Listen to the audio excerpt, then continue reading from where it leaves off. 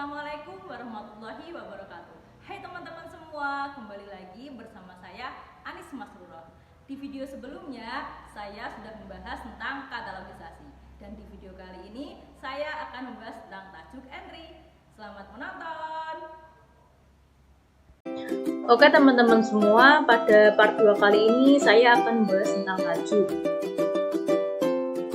4 poin penting yang akan saya bahas, yaitu yang pertama penentuan tajuk, yang kedua aturan penentuan tajuk, yang ketiga penulisan, dan yang keempat katalogisasi subjek. Poin pertama, penentuan tajuk. Setelah teman-teman melakukan koleksi deskripsi, kegiatan selanjutnya yaitu menggunakan katalog tersebut sesuai dengan kebutuhan. Nah, dalam penentuan titik akses tersebut dikenal adanya istilah tajuk entry utama dan tajuk entry tambahan.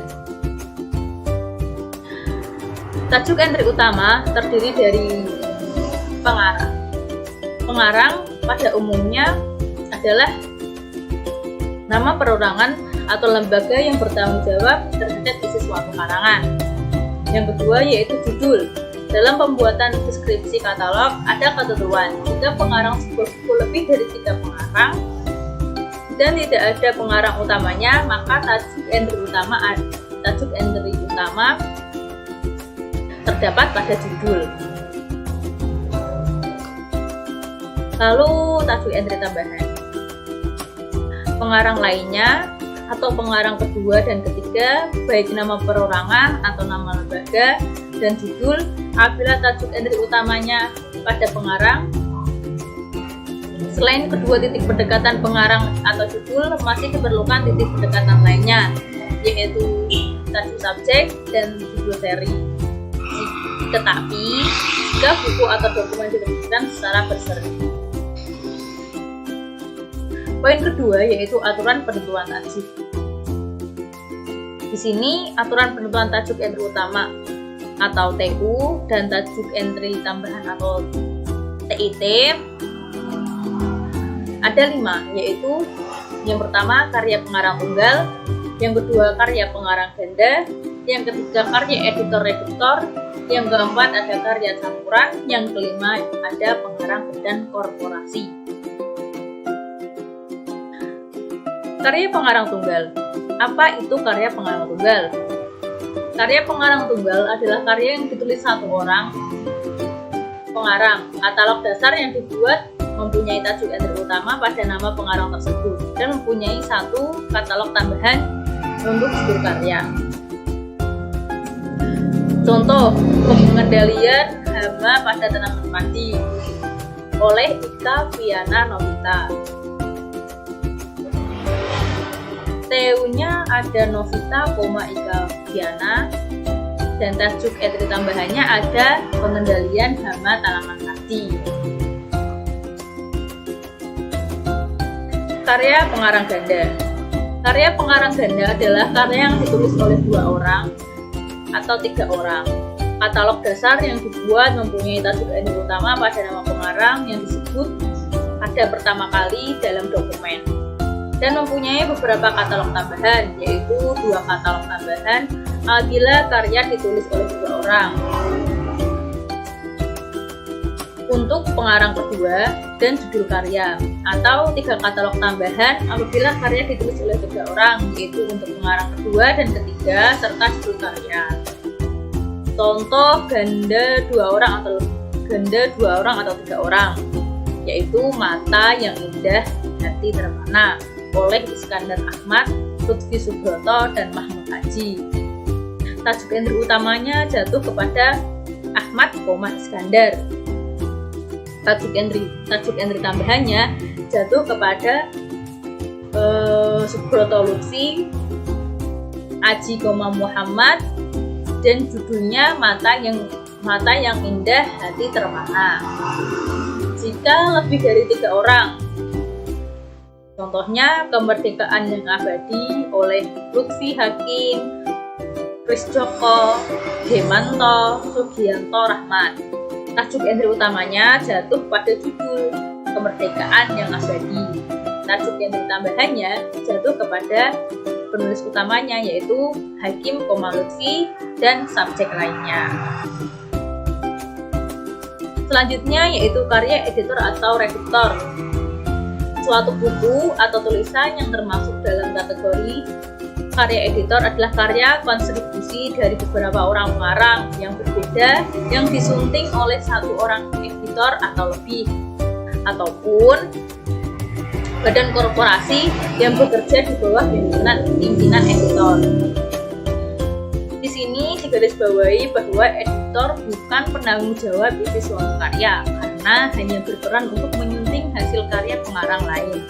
Nah, penentuan tajuk entry utama ini untuk karya editor dapat ditentukan dari judul dokumen yang bersangkutan, yaitu dari keberadaan judul setiap karya atau kumpulan karya.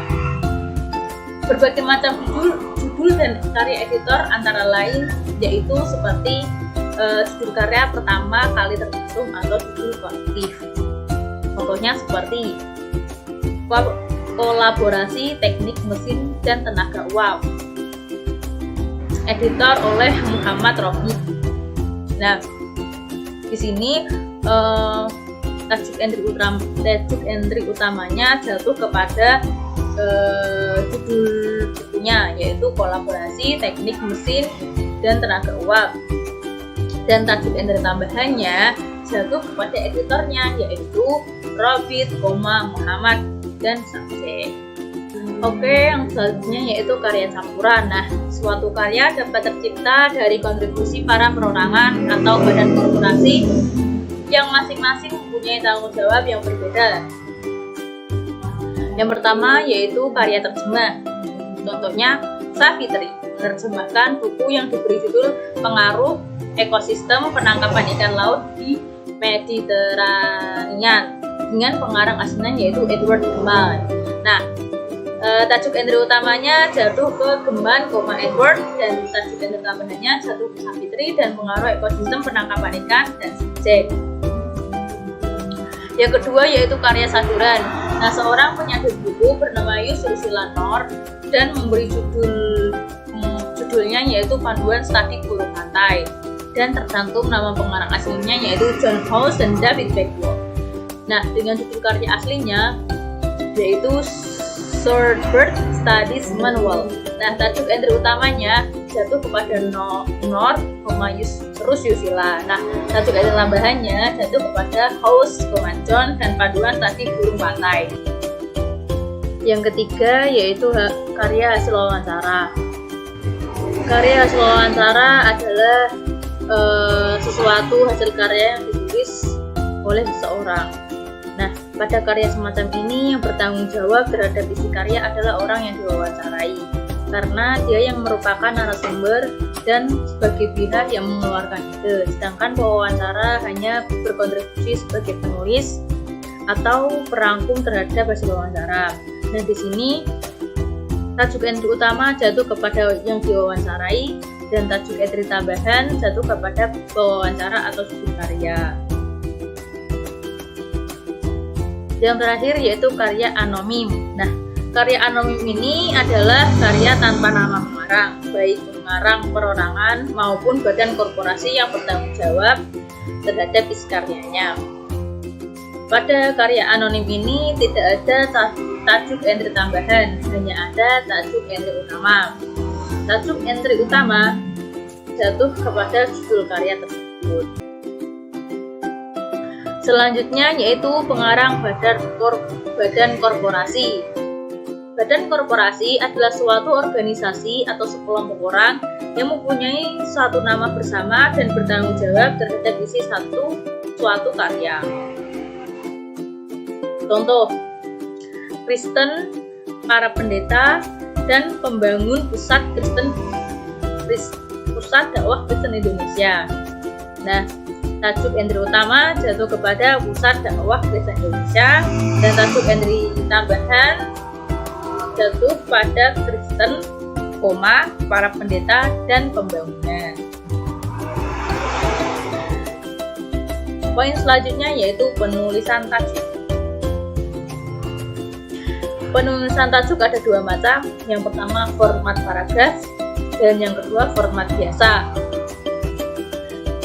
Jika format paragraf itu pertama judul dan kepengarangan, lalu edisi, lalu data khusus, lalu penerbitan.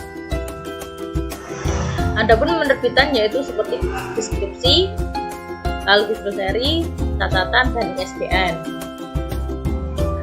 Format biasa ada kepengarangan, lalu edisi, ada data khusus, lalu penerbitan, lalu deskripsi fisik, judul seri, dan nomor terakhir. Selanjutnya yaitu penentuan katalogisasi subjek. Penentuan katalogisasi subjek